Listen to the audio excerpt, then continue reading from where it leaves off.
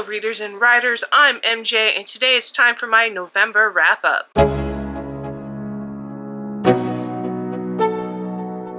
So November may have been the best reading month that I have ever read, at least in terms of quantity of books read. I just got really inspired by the start of the Read What You Own readathon and started November reading very, very strong. And not quite as strong at the end, but I still ended up reading a total of 42 books. Two of those books were a DNF, so they do not get shown up on Storygraph stats, but I am counting DNF for the Read What You Own challenge. Two of these books were books that I got from the library. They're both graphic novels with indigenous queer characters, and so I checked those out during this month, during November, since it was Indigenous Persons Month. So that means that I read a total of 40 books for the Read What You Own challenge in the first month. So that means I have 60 books left to read to make my goal of 100 books. So not a bad start. I was definitely hoping for a little bit more, but as the month went on, my reading, I could not keep pace with that reading. And that's okay. I still did phenomenal. Not counting DNF books, I read a total of 8,547 pages, which I'm very happy with. You'll see that I read a lot smaller books in November. That was definitely intentional. I did not read a single book that was over 500 or 500 or more pages. And I read a significant portion that were under 300 pages, 67%. And so again, that was very intentional, reading a lot of smaller books. And that won't continue on as much because I made a really big dent in a lot of my smaller books. November was also a nonfiction November, so I did try to read more nonfiction books. I did not read all of the books on my TBR for November. So I read most of the books. I think there's only 3 books, well, 2.5 books that I didn't finish. I didn't read Imposter Syndrome, and I didn't finish The Ethnic Cleansing of Palestine. I got a good way into it, I think about halfway into it, and my loan came due at the library and I had to give it back. So I have it back for December, and I do plan on finishing it in December. I was really sad when it went back. And so then I also didn't finish Craft in the Real World, which is the writing book. It's one I still want to get to, but I didn't end up picking it up. So for the most part, I still did pretty good on my nonfiction TBR. And then in addition, I read a lot of additional nonfiction, a lot from Audible. So that's great. So it ended up being that 20% of the books that I read in November were nonfiction, which is a total of 8. So not bad, but also considering it was nonfiction November, maybe not as good as it could have been. That being said, it did end up bringing my nonfiction totals for the month or the year of 2023 up to 17, which is definitely a better number than where I was at. So I'm very happy with that. I wasn't even reaching 12 before I went into November. So I did read more nonfiction, and it did end up really increasing those numbers.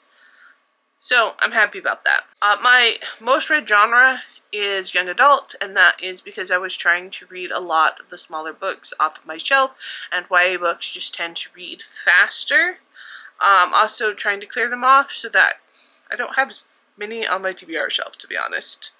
And then followed by science fiction, which I'm very happy about, and then LGBTQIA books, which is also not surprising and very happy about. I think fantasy has definitely slid down because they tend to be bigger books, and so I didn't read quite as many of them, but I definitely am trying to read more science fiction in general. My format of my books is a little bit skewed because there's a lot of books that I switch back and forth between Audible or audiobook and print versions. So if I did read the book partly via audiobook in addition to the print version, I did end up coding it as print, which means 45% of the books were primarily read via print, 28% digitally, and 28% audiobook. And the audiobooks were either books that I owned on Audible or I got from the library because I owned them in print and read exclusively via audiobook. So since November has a lot of books to go over, I'm going to try and do this very fast. And I'm going to start again with the first book that I read for the month. So the very first book I finished in November is A Mind of Her Own. This is a book that I have on my Audible shelf, and it is a nonfiction book about Madame Curie, when she was a student, so it was focusing on her like mid-20s life and when she first met who was to become her husband. I enjoyed it. I ended up reading a lot of books about Marie Curie because apparently Audible really loves her, and it was really interesting. So it is an Audible exclusive, so if you have Audible, it's worth picking up, and it's a really short read. The next book I read is Yellowface, and this is by R.F. Kuang or Rebecca F. Kuang. And this is, I think, the third book I've read of hers. I haven't finished the first series that she wrote, but I read Babel and now Yellowface, and I really, really enjoyed this book. It wasn't exactly what I was expecting, but I think it was very impactful, and I think it talked a lot about traditional publishing, which I found very fascinating. And I think that this is definitely a contender for one of my best books of the year. So if you have not picked it up yet, I highly recommend. Then I read The Memory Theater. This is a short science fiction fantasy, I think fantasy book that I picked up when it first released, when I was really big on picking up all the hot new releases that I thought I was going to read and then letting them sit on my shelf for years. Definitely something I am trying not to do moving forward. This was a good read. I found it very interesting, very fantastical. I enjoyed it, but I don't think it's one I'll pick up again. So definitely one I didn't necessarily need to buy in hardback, but one that I think somebody else will enjoy. Then I read The Island of Dr. Moreau. I actually have a collection of H.G. Wells, and I'm reading all the ones I hadn't read prior, and I didn't bring it back here, so I'll just put a picture up. I found this book horrible. I thought it was extremely racist and did not age well, or I don't think it was very good at the time. I did get a good recommendation off of this, The Daughter of Dr. Moreau, so I definitely plan on picking that up after I finish the Read What You Own challenge. So if nothing else that came out of it, but the book itself I really did not enjoy. Then I picked up A Second Chance for Yesterday. This is a NetGalley arc that I have that I needed to read. It definitely was a 5-star read for me, but honestly it's one of the ones that, looking back, I had to remember what it was about. But no, it was a really good book. The main character is a computer programmer that implements, at the beginning of the book, implements this new version for a program that allows you to like kind of go back a few seconds in time to erase any embarrassing mistakes. But when the implementation of this new program, things happen, and now she's stuck traveling backwards in time, and has a old school friend who is non-binary that is going to end up helping to kind of help with the situation. And so she's moving backwards in time while they're moving forwards in time. It was actually extremely well written. It was very impactful reading the ending of the book. And so yeah, it's definitely, if you're into science fiction, it's one I would highly recommend that you pick up. Next is one of my non-fiction picks. You'll Never Believe What Happened to Lacey. There's now a second book out for this, and I definitely want to pick it up. It was a Goodreads winner for 2023, so at least Goodreads winners did something right. I adore Amber Ruffin. I think she's hilariously funny, but at the same time, while she's being hilariously funny, she's calling out things that need to be called out, and I think that's kind of the point of this book. I can't say anything in this book surprised me, but that doesn't say that anything in this book should have ever happened. It's one I would highly recommend you pick up, no matter who you are. If you are white, then you should pick it up to realize that this stuff is constantly happening. Micro and macro aggressions everywhere you go, and to just be aware so that you are not part of the problem. You are Black, then I think that just reading these stories is something that you would be able to relate to, and just kind of that sense of, hey, I'm not alone. But also while it's being very well written and having that sense of humor. So I definitely will be picking up the sequel for this as well. Then I picked up a science fiction book, Planetfall. This is the first in a series, but the series is a set of companion novels that kind of like have different characters and move forward in time, I believe. So I do plan on continuing with the series. I own a third book, but not the second book, so I'm not sure when I'm going to pick up the next book in the series. But I will say I thought that this first book fell flat. It was trying to do too much, and then it didn't really succeed in anything of what it was trying to do. So that left me very disappointed.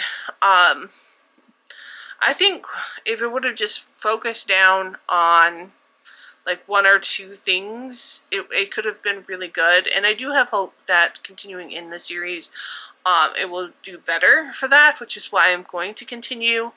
But this book itself, there was just too much, and then it didn't all follow through. So disappointing, but I'm not sad that I read it. Then I picked up another one of a book, another Audible from my library, and this is The Real Sherlock, and this is talking about Sir Arthur Conan Doyle, the author of Sherlock Holmes. And I thought that this is interesting on 2 points. One, because I don't really know a lot about the author, and I'm very fascinated by relationships authors have to their own books, especially because like the pressure that readers put on authors to continue with certain characters such as Sherlock Holmes. And I adore Sherlock Holmes. I really enjoy reading his books and that way of kind of how he thinks. And to see that the author was a little less connected to him, that he was kind of more a means to an end to get financial stability, which there's nothing wrong with that. But then also to learn more about the author's belief in colonialism and like white superiority. And I guess for the time period, that was not surprising, but it is kind of sickening. So in that regards, yeah, I am glad I learned that about the author. Then I picked up Fledgling by Octavia E. Butler. She is a science fiction writer that I'm slowly making my way through her works. I am doing it slowly because as much as I think it's very important to read her books, because she is one of the major Black science fiction writers, her books tend to be very sexualized for me and makes me very uncomfortable as an very asexual, aromantic individual. Fledgling is not only not an exception to this, it may actually be the most troubling in the series, because what the main character of Fledgling is a vampire-like creature that is in a body of an adolescent, and the adolescent may be about 50 human years old, but there are relations between her and her blood supply, for lack of a better way to say it, and it was very uncomfortable. So very trigger warning. Yes, it's not technically, but it was close enough that I don't know why I didn't DNF. Honestly, if it was anyone except Octavia E. Butler, I would have DNF'd it, and I don't understand why she wrote it. I don't. I'm sure I hope that there's some deeper meaning behind it, but it was too much of a trigger for me, and this whole book made me extremely uncomfortable.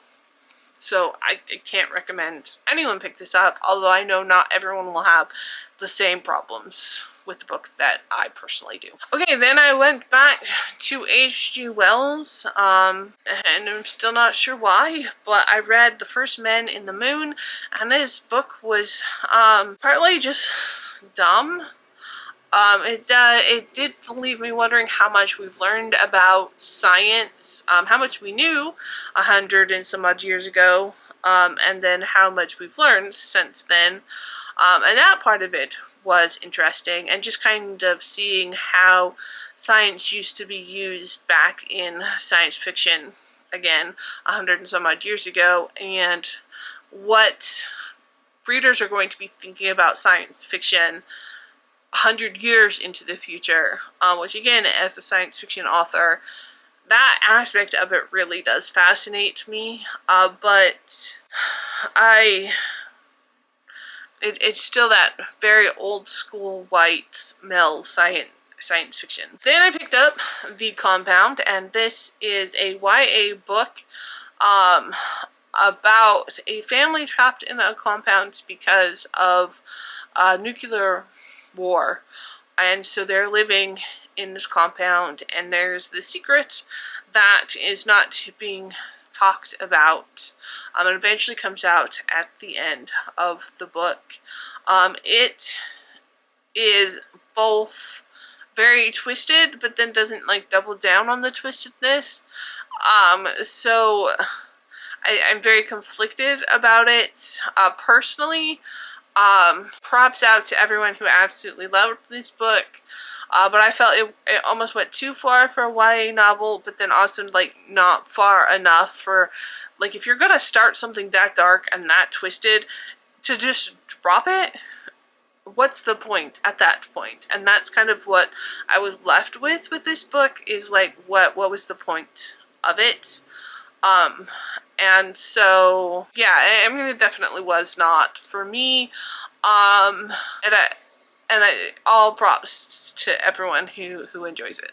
Next, I picked up Brandon Sanderson's short story, Mitosis, and this is a story that I own on ebook that is in the middle of the Reckoner series, and I actually ended up unhauling the Reckoner series, at least the first 3 books, from my shelves because I don't enjoy it. But since I owned this and I'm trying to get to 12 Brandon Sanderson books and I don't have very much left to read, I did read it and it was fine. It was short and it was great. I don't know if it necessarily added anything of value, but it definitely wasn't a bad read. And then I picked up Just Our Luck, and this is a YA novel that I picked up because of Anxiety Rep, and it does have fantastic anxiety rep, but it is a contemporary YA romance, which is not specifically something that I go towards. I've definitely tried cutting back on YA just because, you know, I'm 43 years old. I don't really connect to it as much, but I am glad that I read it. I don't know if I need to keep this on my shelves, but it was a really, really good book, and I highly recommend it for anyone who's looking for a good YA book with anxiety rep. I also like how it talks about like gender expectations and you know, being like a story about cis individuals, how there's still this talk about how to explore masculinity and gender identity without specifically being trans or non-binary, and I enjoyed that conversation specifically. That just because our main character enjoys knitting and yoga and such does not mean that it makes him like any less of a man.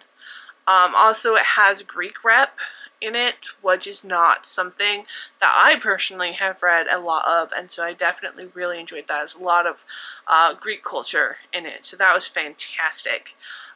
So yeah, I adored the book. It was a really, really great read, and I highly recommend it to anyone who would be interested, and specifically a YA audience. Next, I picked up a little bit of country. This is a young adult male romance that has to deal with a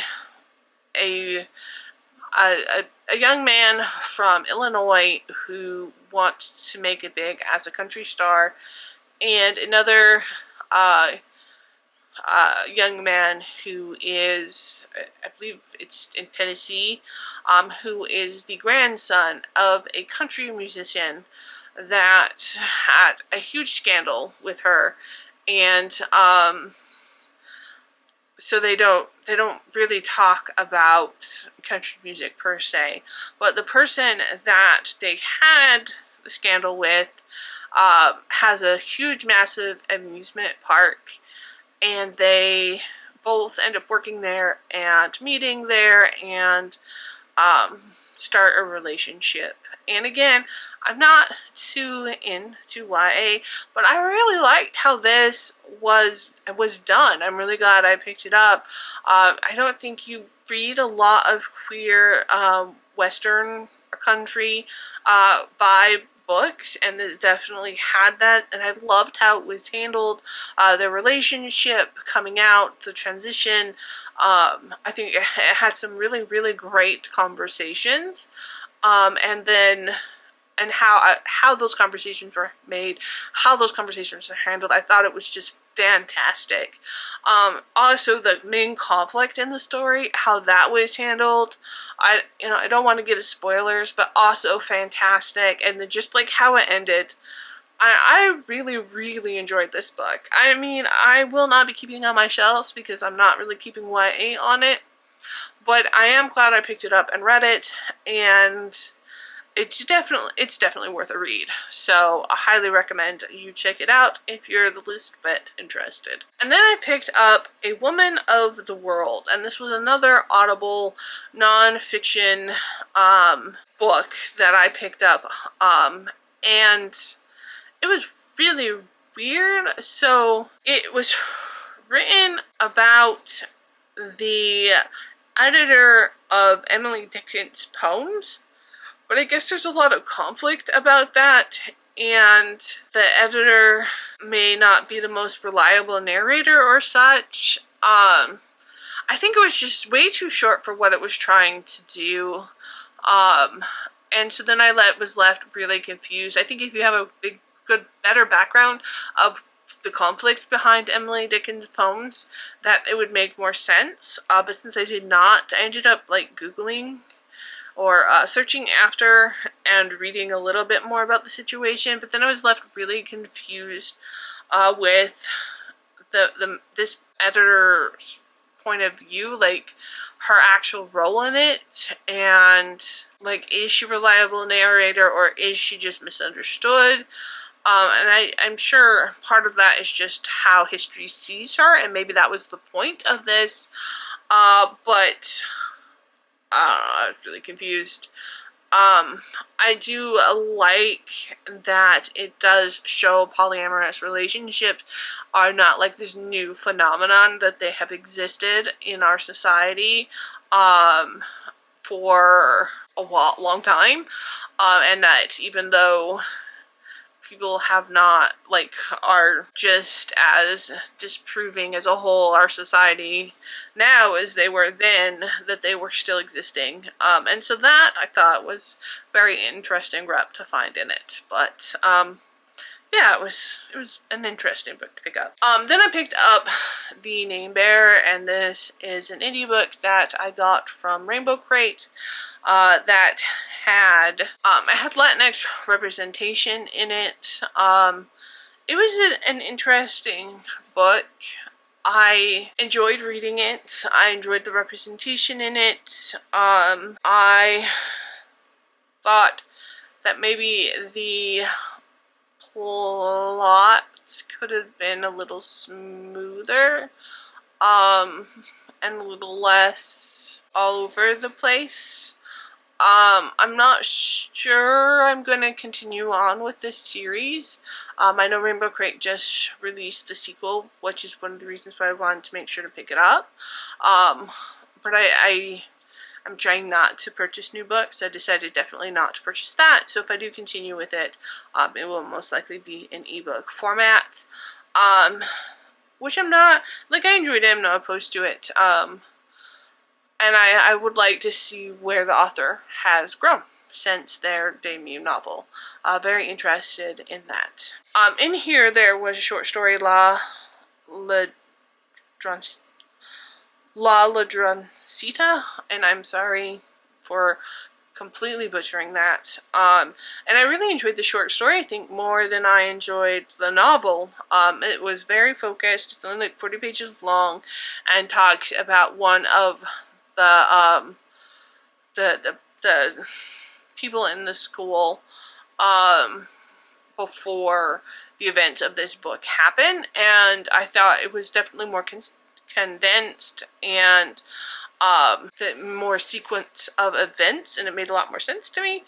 And I really enjoyed it. I just think the main novel, there was just so much going on in too short of pages, where maybe it would have been better to be separated up and focused on, instead of just, there was just too much. Anyways, but yeah, I really enjoyed the short story part of it. Alright, and then I picked up another Audible book. This is a nonfiction book called Caffeine: How Caffeine Created the Modern World by Michael Pollan, and I thought this book was horrible. It is very pro-caffeine. You can tell the narrator is very addicted to caffeine and use that addiction in the positive light to make it was more about how he couldn't wait to start drinking it again than anything else. There's a little bit of science in there, but even then the science was so skewed by the fact that he really couldn't wait to start drinking it again, that I don't think any of it will be worth, like, you can't take it. Can't take anything in this book as actual solid journalism, because it was so biased by the author's obvious love of coffee. And then the science was not very well represented, in my opinion, and then it only like went to this very, very brief point of the connection with slavery, which like, I don't understand how you can, like, gloss over that huge aspect. And it just, I mean, I know it was just so short, but at that point, why even do this? Like, why even create it, if you're not, like, it's fine if it was biased, if it was meant to be, but then it was like, to make it that way. But it was trying not to be, and then, anyways, I didn't like it at all. Alright, then I picked up Death Kit by Nino Capri, and this is the sequel to Finna, which I read for the Queer Lit Readathon last round, and I really enjoyed Finna.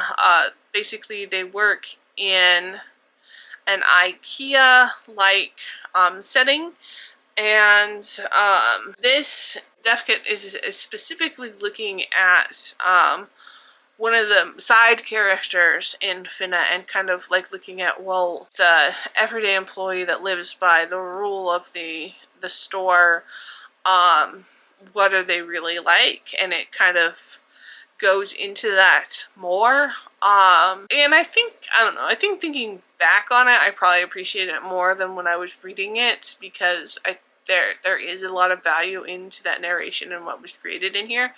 But the first one was just so good, and I enjoyed it so much that this one just didn't compare to that. But I think at some point I'll go and read both of them together, and definitely will reread this. That was kind of all over the place, but maybe not my favorite, but I am glad I read it. So the next book I picked up was Brandon Sanderson's Sunreach, and this is a short story in the Skyward series. And each of these short stories, they have a specific point where they're supposed to fall, but I read them all after the third book, and honestly I think this is was a good time for me to have read them, because they all kind of made sense in the grander context of what was going on, and then has all set for me to go into the fourth book to read it. And each of the short stories has a different POV, and Sunreach is from the point of view of the one of the squadron friends, FM. So, and it's kind of talking about how she comes to terms with flying and with the war that's going on, and then also like living for the future in the midst of that. So I enjoyed it. It was a good read. And then next I picked up a book that I own on Audible called My Sister the Serial Killer. I'm pretty sure I picked this up because I got an Audible deal, and had it for a brief period of time, and then used a credit on books that were on sale, and this was one of those books that I had seen across Bookstagram or BookTube without really knowing what it was about. The book itself is set in Nigeria, and is a sort of thriller, and definitely unique in those terms. I definitely would say trigger warning for abusive situations, so that before going in to the book. I kept expecting there to be like some sort of twist, and I don't know, maybe for other people there was, but what was revealed to me was not a twist at all. It just was expected given the situation. So it was a little, I guess, on point as much as something like the topic of My Sister's a Serial Killer can be on point. There was a little few tidbit that I wish would have been followed through on, but it was an interesting how the book itself ended. It was only 4 hours and 15 minutes on audio, so it's really short read. And I think it could have probably gone a little bit longer and I would have been there for the story. but it was definitely a unique read, so I am glad I picked it up. After that, I picked up another NetGalley book. This one, Feed Them Silence, which is a queer science fiction book about a scientist who does a neural connection with wolves to better understand them, specifically as we continue facing climate change and global warming. And it also talks a lot about her relationship with her wife and just kind of who she is as a human being and how she's gone to where she is at that point in her life. I've heard a lot of really good things about this book, so I don't know, maybe I went into it with too high expectations, but it was definitely an interesting read. There was a lot in the book, and it was very fascinating to read, but I don't think it's like it was one of my favorite books specifically. Also, it's like categorized as horror, and I don't honestly understand that at all. But yeah, I'm glad I read it. It was a good book. I would definitely pick up other books from this author, because I have never read anything from them before. I'm not sure if they have books beyond, or works beyond short stories before, so maybe this is their debut actual novel. But I would definitely pick up other things from them, but this was not like a favorite book for me, but again, another one that I am glad that I picked up and read and was definitely worth the read, but I think other people liked it a lot more than I did. And then it was back for another Brandon Sanderson short story, this time Read On, where we have the POV from one of the alien characters, Alanek, and kind of her point of view, because the main character, I can't remember her name at all, actually takes Alanek's place. And then Alanek has to go back to her people and kind of like try and stop them from their political situation, and just kind of her coming to terms with the humans and moving the plot along. It was an interesting story, but I think I enjoyed the other two short stories probably a little bit more, but they wouldn't have existed without this story, so in that respects it was really important. And then I read one of my nonfiction TBR books, Braiding Sweet Grass, and I loved this book. You've seen a lot on my channel, me trying to go camping and just kind of like feeling not at peace, because I'm living in such an urban area, and it's just been and I don't know, just something about Braiding Sweet Grass talking about our connection with nature and how we need nature to be whole, and I really resonated with that, and it kind of was like a book that healed my soul, and just learning about, different cultures,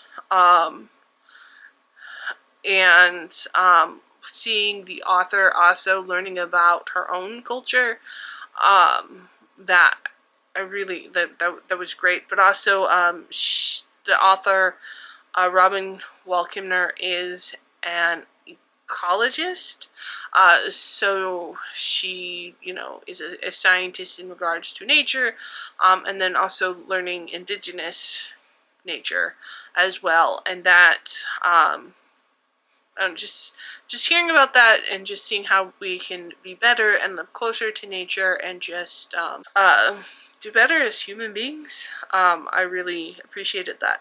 And this is definitely a book I highly recommend, and I plan on picking up again at some point also. Then I picked up Nobody Burns as Bright as You. This is another queer YA book. This one is told in verse. None of those, well, the queer part, but the YA and told in verse are two of my least favorite things, honestly. But this book was brilliant. It was extraordinarily well written. The characters were extremely vivid, and I was blown away with how much I enjoyed it.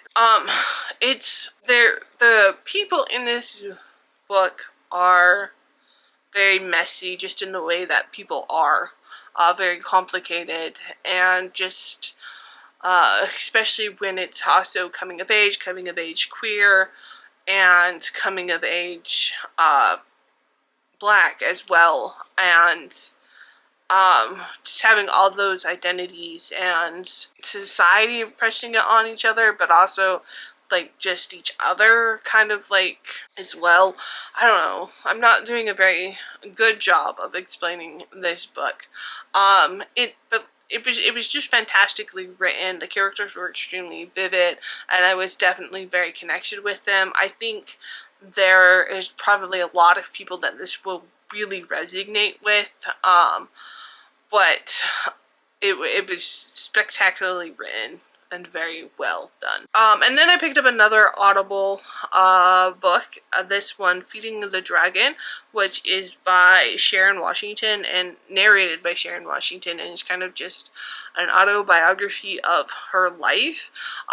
She is an actor that I don't think I've ever seen anything that she was ever in, but just for how well she did this audiobook, she was a phenomenal actress. I mean, just like how she did this book, I was blown away with her presentation. And it talks about her life growing up in a library where her father tended to the needs of the library, including starting the heater, and just making sure, you know, it was all set up for the day before, and then living in the apartment for the caretaker, and her exposure to all the books by that, but then also coming to like that realization that her parents are not perfect, and coming to the understanding of some of the difficulties that her father has, and then just how that all kind of connects into each other to kind of form who she becomes as an adult.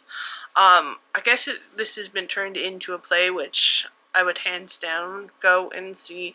I mean, again, like, just the way the audiobook was presented blew me away. It was fantastic.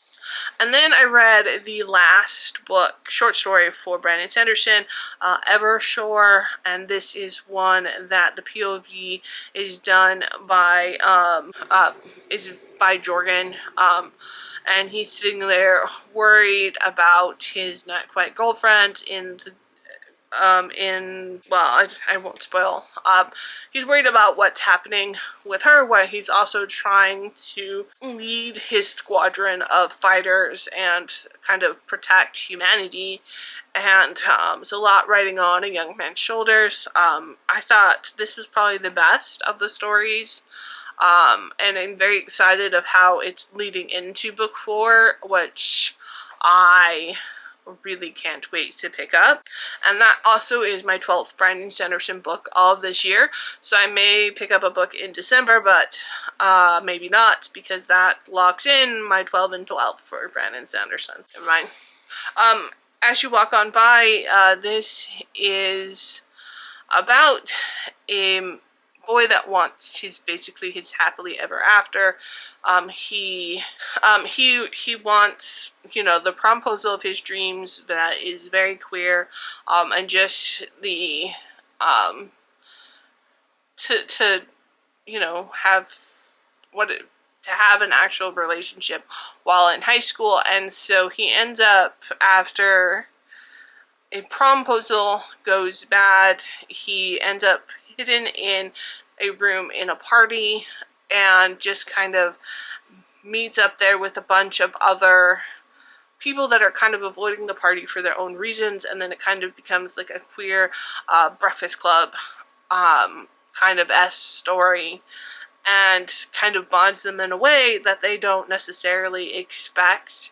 And it's a fantastic story. Again, very YA, one I probably will not pick up again, but for the age group that it's written for, it's fantastic. And well written, and I could just see so many people loving this book. So very well done. And then I picked up The Firekeeper's Daughter. Firekeeper's Daughter.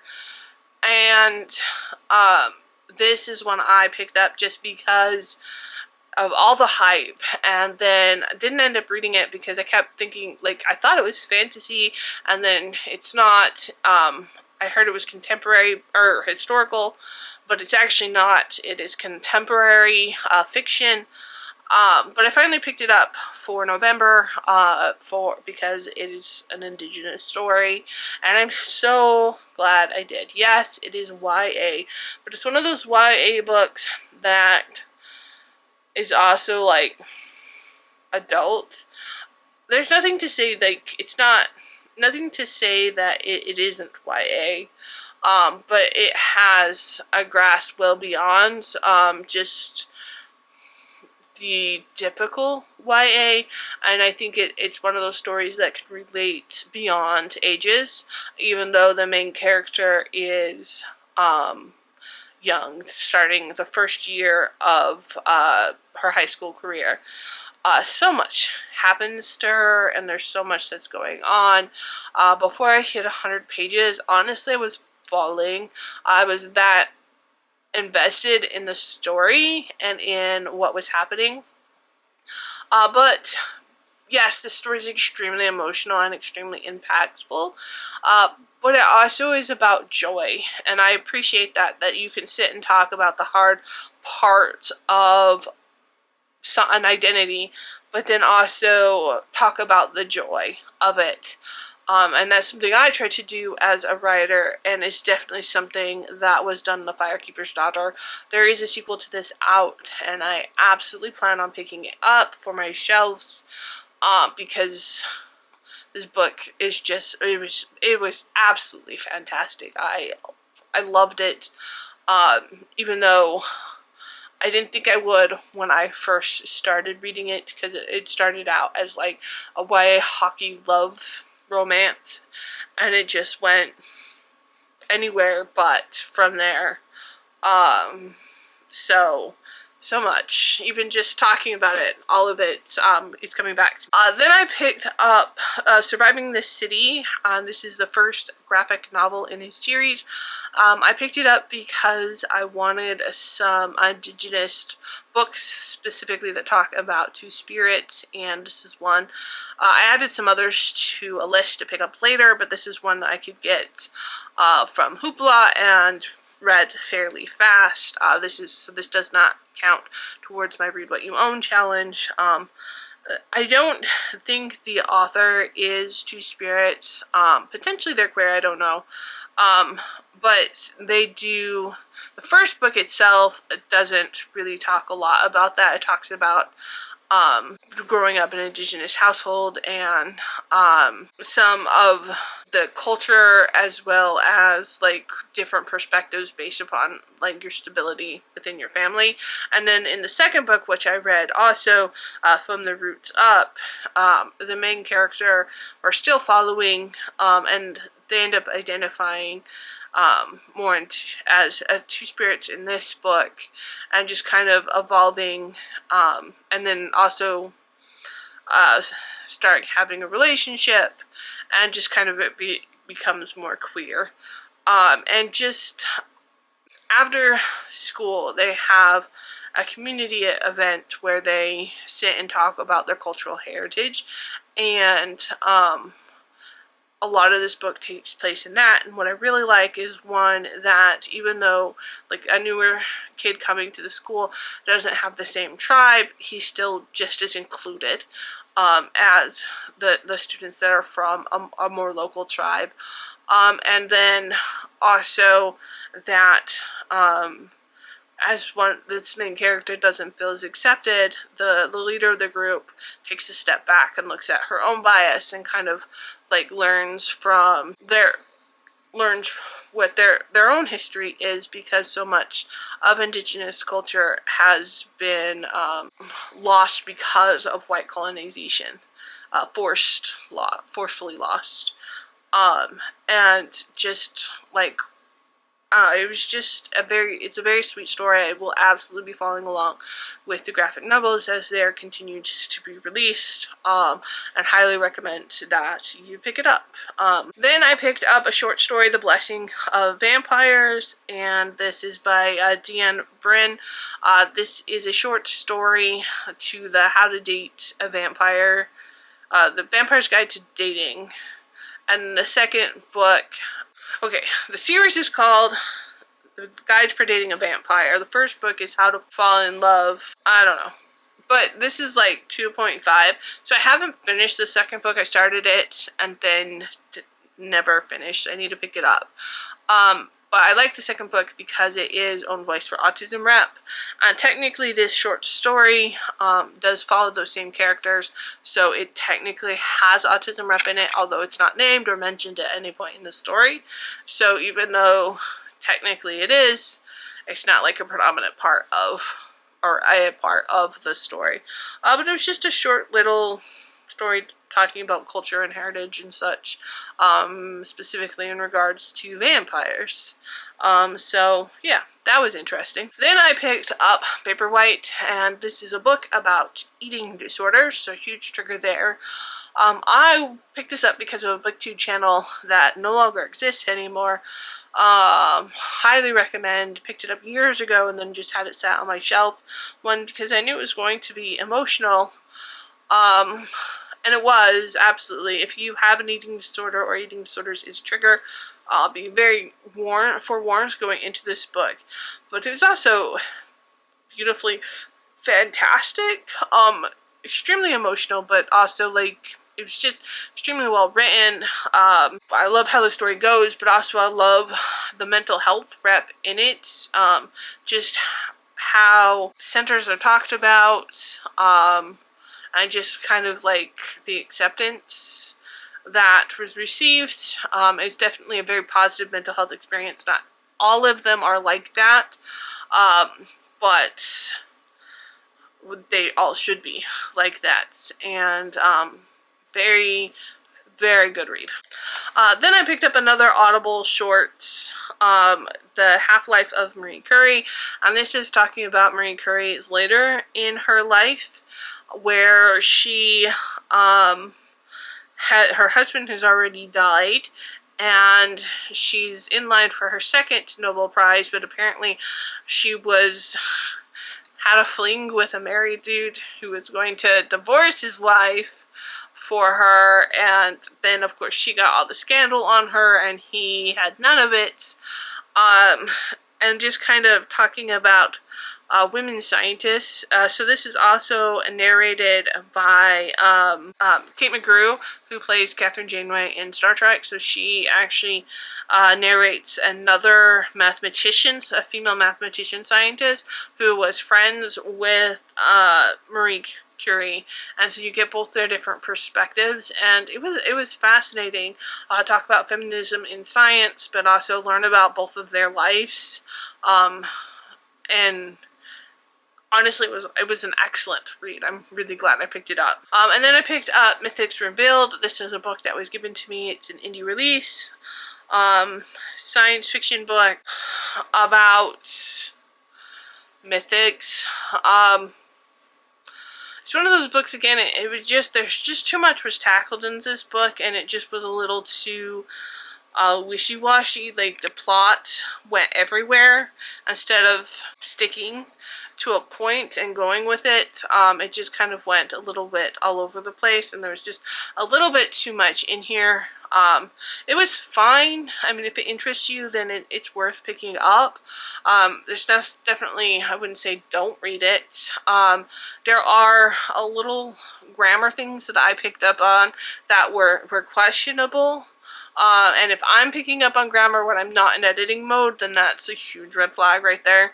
I don't think the author hired an editor, developmental or copy editor, and that really should have been done.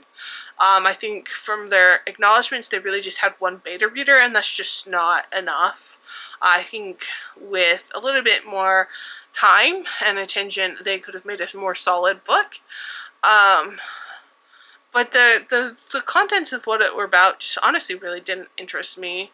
I think if it was redefined, it could have interested me, but just the way it was presented, there wasn't anything that made this book unique or special or stand out, and there was a little bit more polish that could have been done for it, for sure. But it wasn't horrible.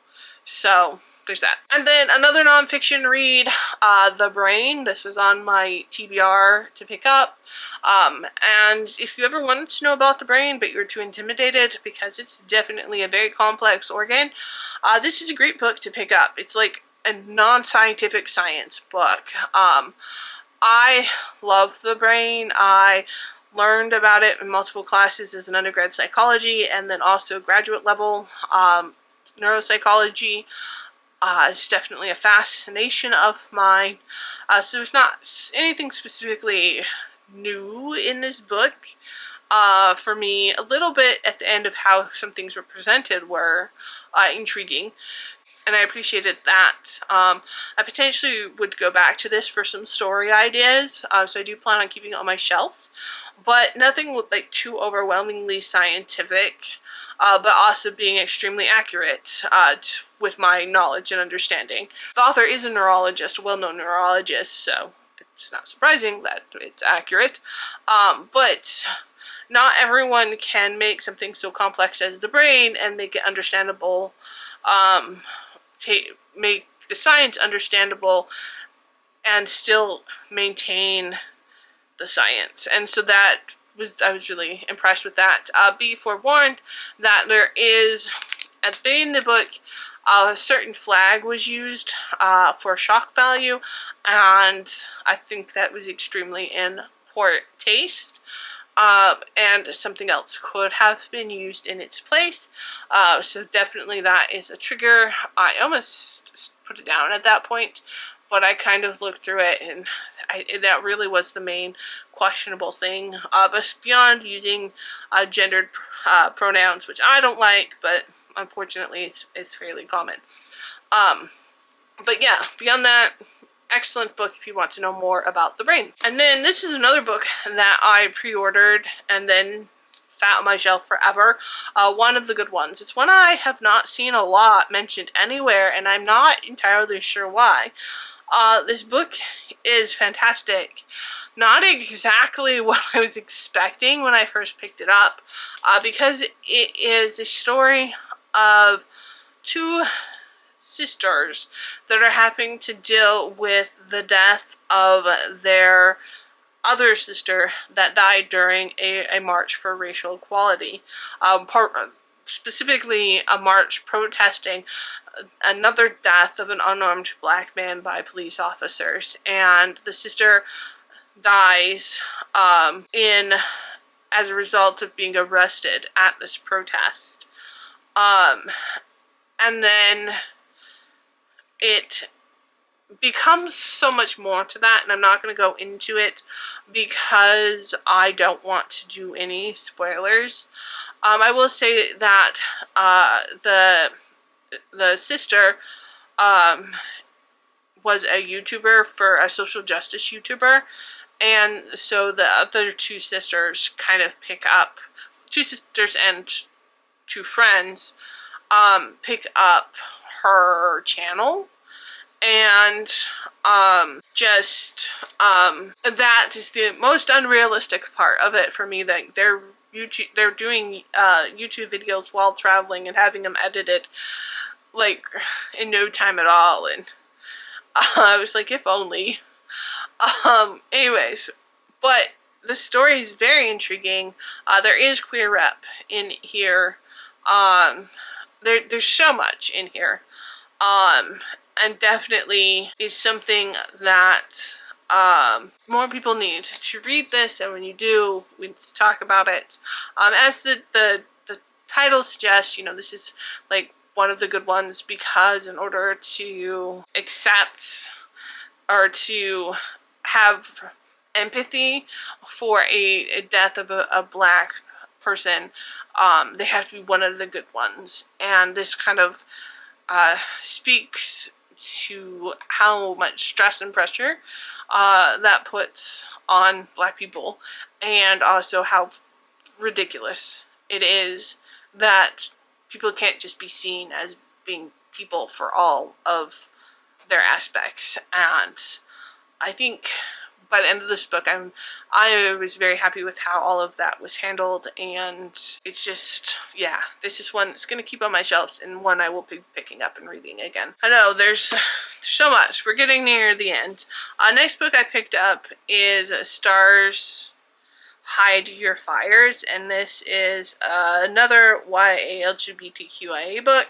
I actually like this book a lot more than I expected to like it. It's kind of got that YA heist kind of plot line behind it, where the main character is on a poor moon and decides that they're going to go to a royal ball to steal things so that she can come and take her family.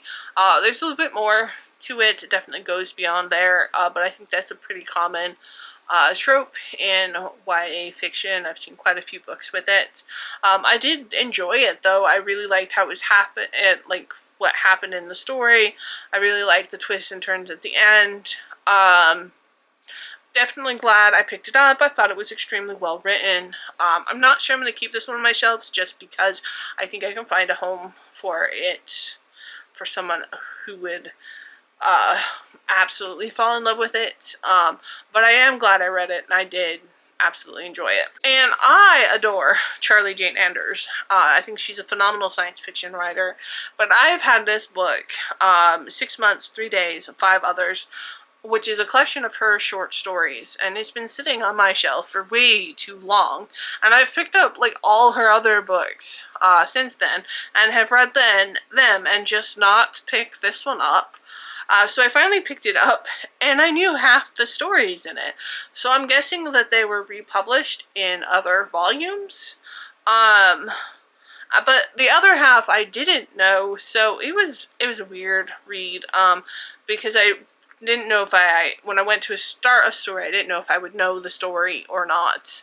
But they're good stories that are in here. And then, the last book beyond my DNFs, which I will get to at the end, is another NetGalley book, The Circumference of the World.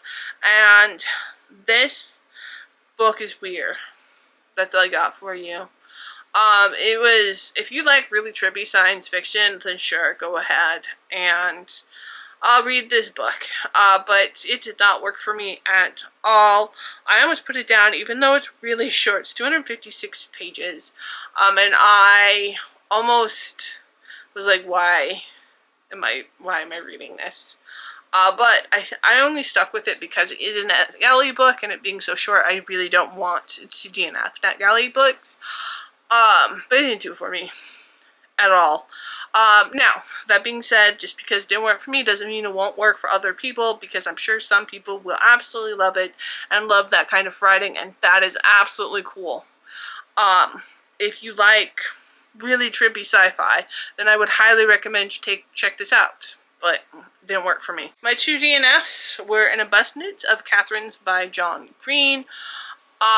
This is supposed to be like an autistic-like character. And when I first wrote my review on a thread, it was brought to my attention that John Green is potentially undiagnosed autistic, which, valid. I know definitely has mental health, anxiety and such. But this is definitely one of his earlier books, and is not well thought out autism like rap, whether it's unvoiced or not. And I am hardcore going to say that, because no book should say specifically, like, say the R word, like there's not a problem with it. That is a problem. Like, it's not even brought up as problematic. It was just everyday language, and that's unacceptable, and that's when I finally put it down and DNF it, but I had other problems with it as well. And then I DNF Stay Sweet. This book has been on my shelf forever. It was definitely one of the first Bookstagram books I picked up because it was everywhere. but I only picked it up because I saw it, not because I thought it was going to be a book for me, and it is so not a book for me, and I'm sure that it is an excellent book for a lot of people, and that's awesome. But the whole concept of the shop only hiring women and cis women, I was not here for it. I'm all for talks about like femininity and such, but that's discrimination. So, but then it just didn't want to finish the story. Like, it didn't call to me in any way, shape, or form. So I DNF'd it pretty early, and I'm sure somebody else will enjoy it a lot more than I did. I mean, it's nothing on the story. I didn't read it enough to know really much about the story. It's just, I knew it wasn't going to be for me. So that is my massive book haul. I am sorry with how long this video is. I've had to stop it 4 times for various reasons to get it filmed. So thank you for staying with me until the end. And as always, keep reading, keep writing, and until next time.